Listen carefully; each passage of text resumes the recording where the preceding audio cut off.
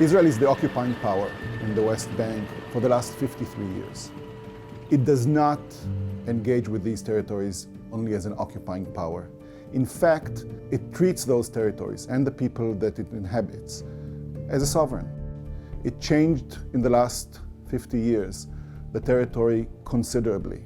It unified its own bureaucracy and infrastructure. It aspires to make facts clear. This is part of Israel. So, in order to understand what de facto annexation means, one needs first to understand the basic definitions. Let's start in the beginning. One of the oldest parts of modern international law are the laws of war.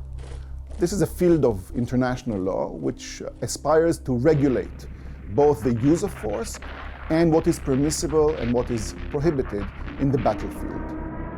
In the battlefield, many things can happen, and one of them is that a military force finds itself, let's take the passive tone, in effective control over a land, an area that is not its sovereign territory.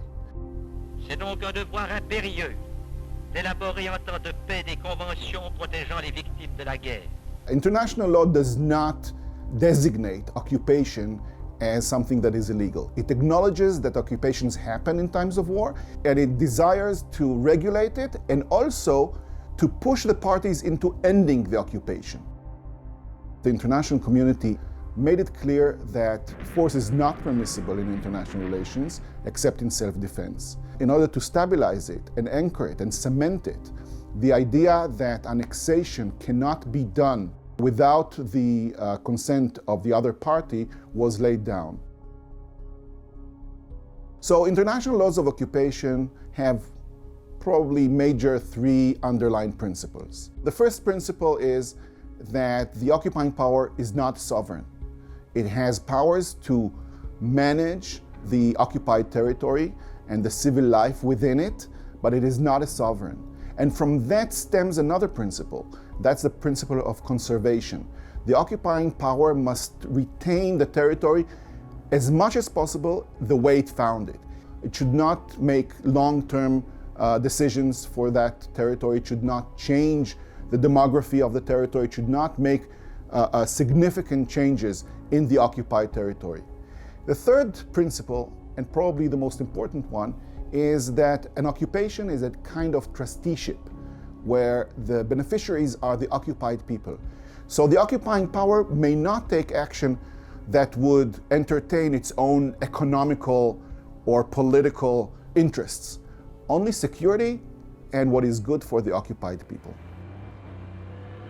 The prohibition on annexation of land that was acquired by force, occupied territory and the like, is a principle that the international community has managed to keep in the last 70 years since the end of the Second World War.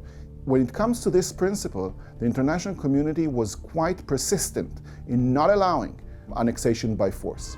This will not stand. This will not stand, this aggression against Kuwait.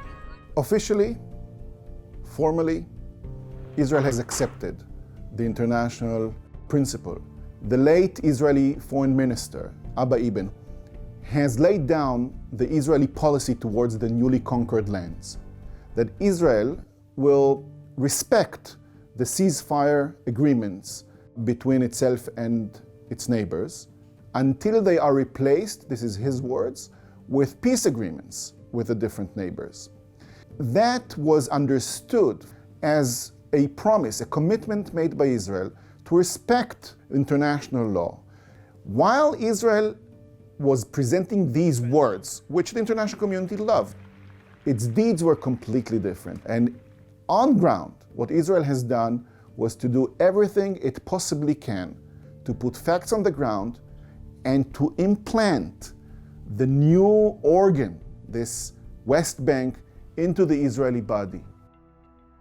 De facto annexation is not a legal term. It's more a political description of a reality.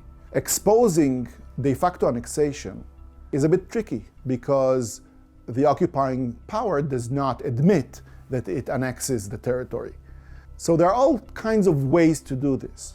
I chose 4 clusters of policies and practices that Israel has applied to the West Bank to show to you, to prove to you, that it is engaging in de facto annexation.